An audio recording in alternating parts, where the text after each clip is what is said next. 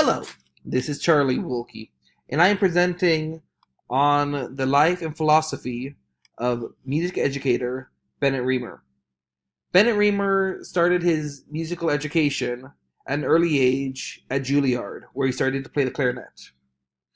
At an early age, he discovered that he had quite a lot of skills in playing the clarinet, including great skills in the rudiments, such as scales, arpeggios, and other musical skills. It wasn't for a while, though, until he actually got to playing musical works. When his teacher first brought out a musical work, he brought him a piece that was actually a duet between a clarinet and a piano.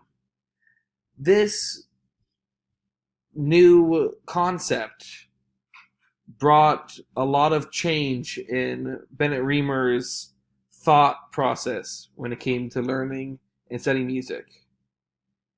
It led to his philosophy that music was more than just learn the rudiments and the rules, but it was about the finished product and about the aesthetic quality of the music that he was making. He, after graduating, he went on to teach at many different places, including the Richmond Professional Institute of the College of William and Mary in Virginia, Madison College in Virginia, the University of Illinois, the Case Western Reserve University in Ohio, and Northwestern University in Illinois. Bennet Reimer, his philosophy was based off a couple different things. The first bit was on aesthetic education.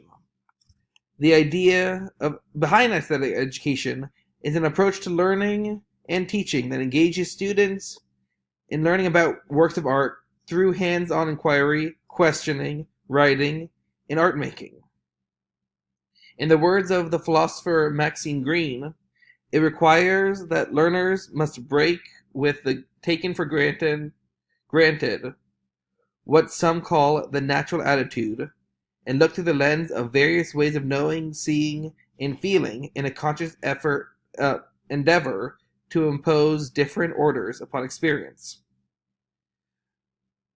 Bennet Reimer also brought this into the idea that music should be inherently aesthetic and phenomenon, and that it should be pleasing and should have an emotional connection with the students.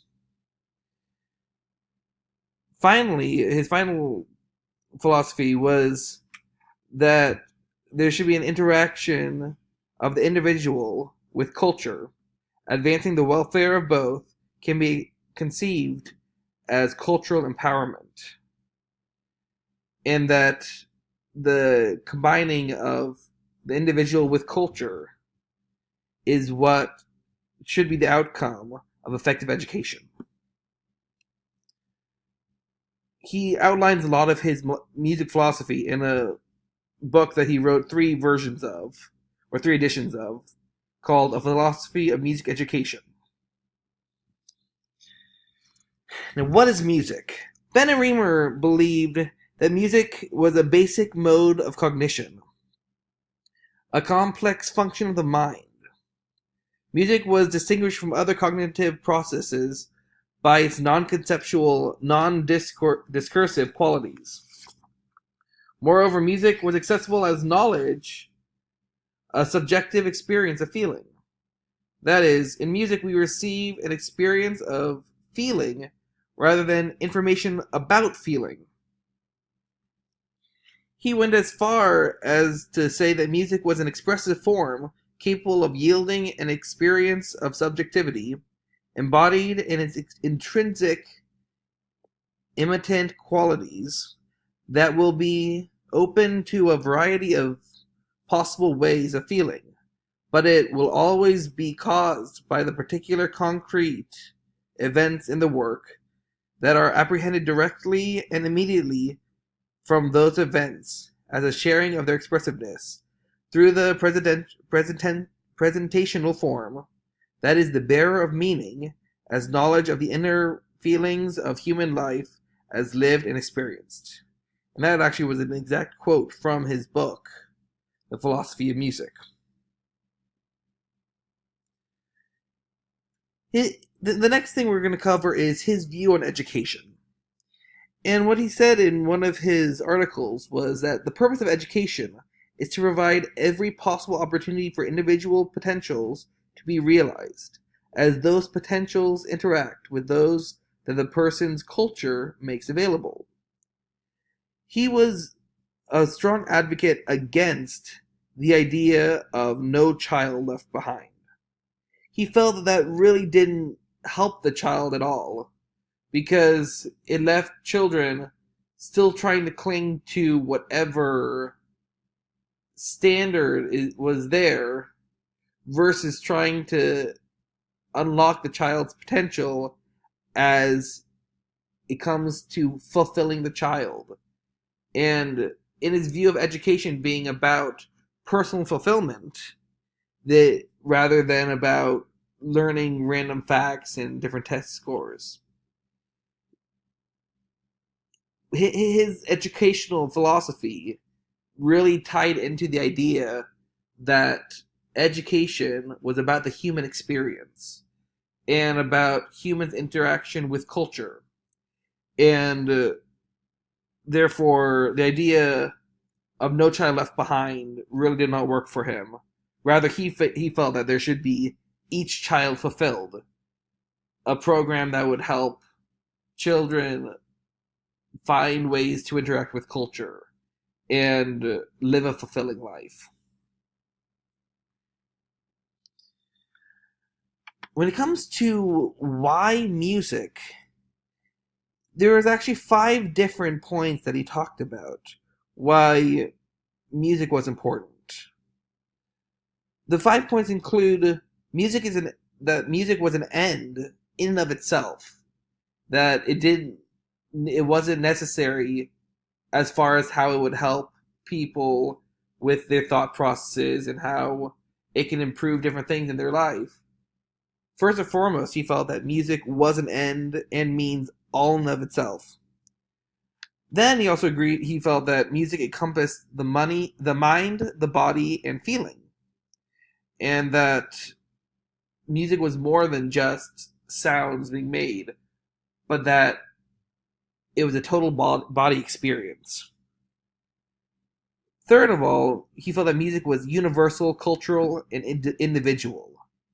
Music had a way of reaching across boundaries and really connecting people all across the world. It was cultural in that different cultures had different music, and each of them would have their own little different meanings, even though universally everybody could experience those different musics.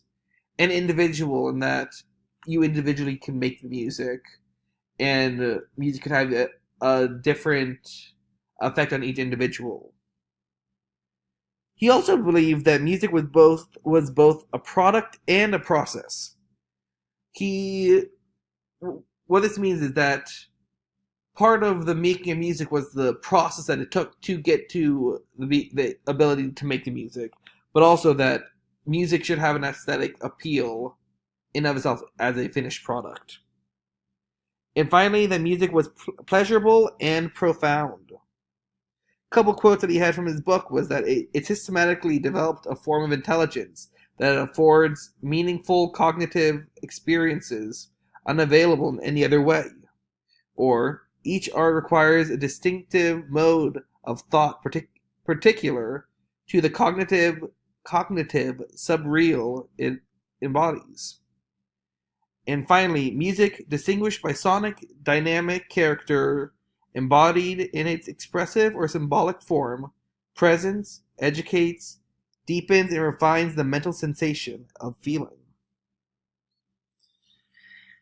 Now, when it came to teaching music in school, he believed that music belongs to a basic education of musical experiences, which are necessary for all people if their essential humanness is to be realized.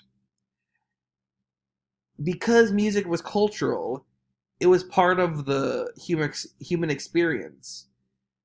It was another way that a human could feel fulfilled, as well as a way for them to connect culturally to the other people.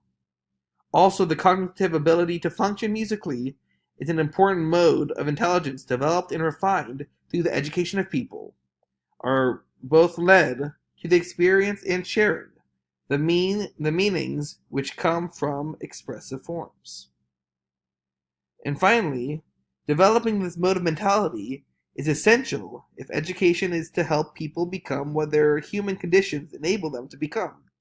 Once again, he was all about finding fulfillment in people's lives and having children, especially, but having people try to find ways to develop the whole human person, not just focus on one thing, but developing the whole human. Now, he had many connections in modern music. Biggest thing was that in the early 2000s, Professor Reimer played an active role in the National Association for Music Education.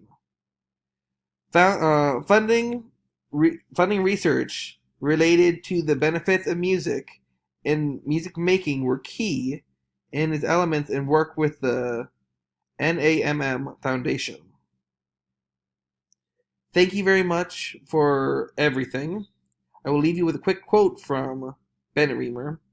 People who are living fulfilled live lives, participate fully in wholeness, in optimum realization of each human's potentials for satisfaction, growth, success, challenge, and joy. I hope you have a great day, and this was a presentation on Bennett Reimer.